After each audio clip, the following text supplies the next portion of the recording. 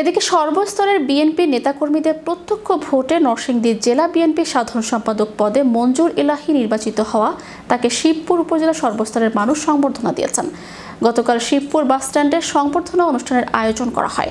অনুষ্ঠানে জেলা বিএনপি সাধারণ সম্পাদক মঞ্জুর এলাহীকে ফুলের মালা দিয়ে বরণ করে নেওয়া হয়।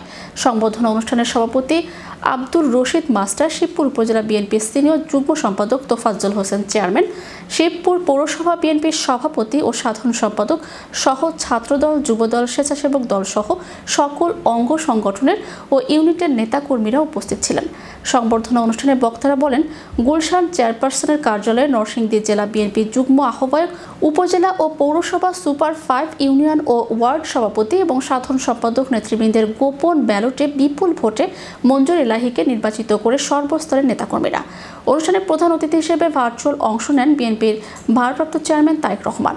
নরসিংদী জেলা বিএনপির নেতাকর্মীরা মঞ্জুর এলাহীকে কতটুকু ভালোবাসে এই নির্বাচনে তা প্রমাণিত হয়েছে।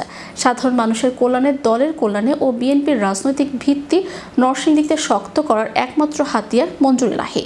উনি বিগত সময়ে বহু লড়াই সংগ্রাম করে দলের জন্য ও সাধারণ মানুষের জন্য লড়াই করে গিয়েছেন।